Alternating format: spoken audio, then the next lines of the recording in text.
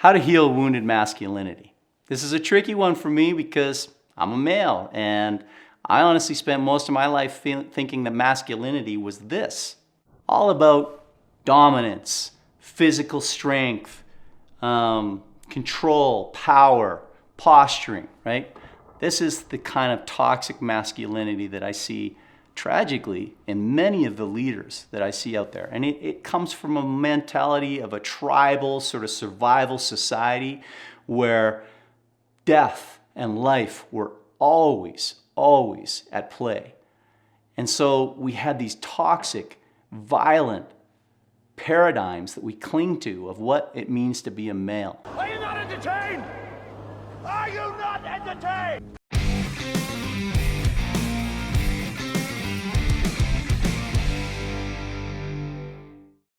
One of my favorite things that I learned was the yin and the yang. There's that little symbol, right? In Asian culture, the yin and the yang, it's a circle and there's two sides. And in the middle of the circle, there's a line that flows between the two sides. And when you can walk that line, it is a mixture of both masculine and feminine. And that's how you heal masculine energy, is by adding some feminine to yourself. Does this make you less of a man? No.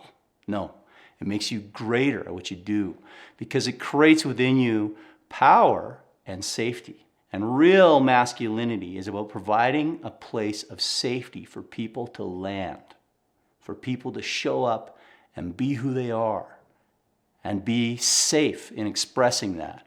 Because if you have the strength to be a real man, full of masculine energy that is supportive and helpful, you don't have to hide, you don't have to posture, you don't have to pretend to be stronger than you are, because you know what you are. You can allow people to see your face, see what you're about. You don't have to hide. You can just be. That's powerful. That's masculinity. That's safety.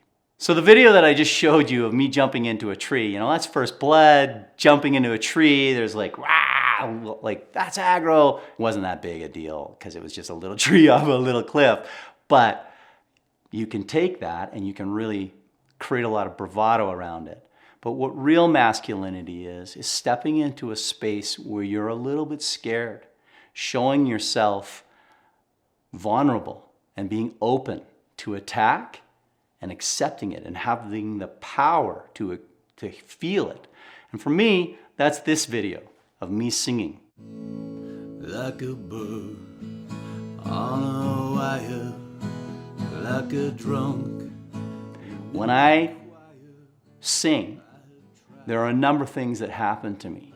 First of all, it's scary for me because I have to show my emotions. And as a man, and what I was taught was that my emotions were weak unless it was something like anger or laughter, something powerful. I did not want to show loneliness, sadness. I did not want to show that I was afraid. I did not want to show that I had these weaker emotions. But when I sing, every song I learn holds something in it for me in my heart. And I feel those emotions as I sing the song. And it comes out of me, and people get to see that side of me. They can see it in my face. They can hear it in my voice. And it is a terrifying thing to do for a guy that used to jump into trees and think that was the epitome of masculinity. Changing that perspective and allowing people to actually see the emotions that are in me, those feelings that I carry, and the way I connect through music was scary and powerful because it healed my toxic masculinity and became something greater. The thing with masculinity in our society, we are constantly, it's this gender thing, right? Male, female, what is masculine, what is feminine. And my belief is we really just need to break down those barriers. We need a balance. We need what we conceptually have said, in language, they have, in French, in Spanish, they have words that are identified as masculine and feminine. And in each language, I think bridge is one. In one language, it's masculine, in French, say, and in Spanish, it's feminine. Now, I don't know these languages, so I may be wrong about this, but the word bridge, when described in French as a masculine thing, has bold, male kind of descriptors. In Spanish, it has a very feminine sort of descriptor that we place upon it in our minds because we see things so differently. We need to bring this together within ourselves and not make it masculine or feminine, but make it the complete package of who we are. We don't want to have that barrier. And I learned this probably most significantly when I was taking a women in literature class in college. It was a class of about 100 students, and I was the only guy in the class. It was a good class to take if you're a guy and you want to meet some girls. But maybe it didn't work out so well for me after this conversation, because there was a woman in the class who was 6'1". She's on the softball team, very powerful athlete, and we were talking about equality. And she put up her hand and she said, well, I want women to be finally respected and valued as equals among men because I'm as strong as anyone out there, and I'm stronger than all the women here, and I could beat up a lot of men. And she's saying this, this is the bent she's on, which in my mind is the exact thing when we talk about bad masculine energy. That's what she's representing. She's taking on this space of bad masculine energy and arguing for something that we don't want to argue for. And I responded to her comment and I said, I don't like a conversation about equality that revolves around physical attributes, because that's not a measure of equality. If we're going to say that, if you're going to say I can beat up men because I'm physically strong, I'm an average sized guy. And I could literally beat up every woman in this classroom. And that's not a world I want to live in. I want to get away from survival into thriving, which is not about beating people up. It's about opening and meeting them where they are with grace and meeting yourself with that, knowing you have strength, but that you can also provide safety. And meet somebody intellectually and meet somebody emotionally in all the variance that they have within themselves without hiding. That's power. That's real masculine energy.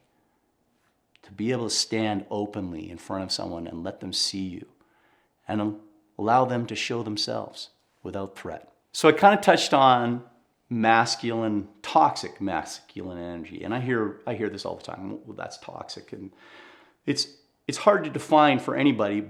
What I believe, though, is that toxic masculine energy is aggressive to a point of danger. It is a protective thing. It is toxic because it has been taken out of a space where when we get challenged as men, when our families are threatened, when something is about to take our loved ones' lives or impact ourselves, we have the strength within us to defend ourselves with violence if need be. But that is such a rare, rare, rare thing for us in this current culture, in this society that we face. It is not something that we need to employ most of the time. And yet I see men all the time walking around with a stoic face, showing no emotion, just presenting a wall of kind of strength and power and intimidation to everyone around them. That's toxic. You're unapproachable. You do not need that. And if that's your presentation, I would say it comes from a place of injury. You got to figure out how you can let that down. How can you show up and allow people to see you? And they've done studies on this. And in fact, the idea of an alpha male, right? Every guy's like, I want to be the alpha. The alpha male can walk into a room and he allows people to see expression on his face. He will greet you with a smile. He will listen to you. He will show concern because he is not afraid to express his emotions, because he is not injured and he is not in a space of fight or flight. The fear that comes from toxic masculinity is really what drives men to present this violent, domineering, unsafe person that we see. And that's toxic. What we want is a place where you can be powerful and strong and open. And that's how you heal. That's why I believe that men are toxic in their masculinity, is it goes back to the fact that you don't believe that you are okay showing people who you really are. To heal your masculine energy, what you really need to do is heal yourself. You've got to understand that you don't need to hide, that you don't need to attack, that you can be open and trusting and meet the world with grace.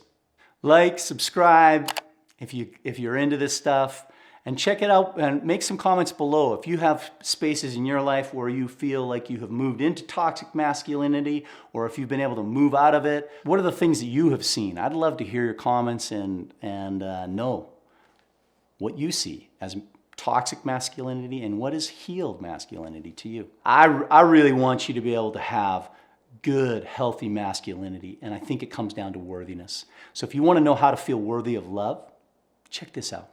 This is going to help you be a good masculine, not toxic.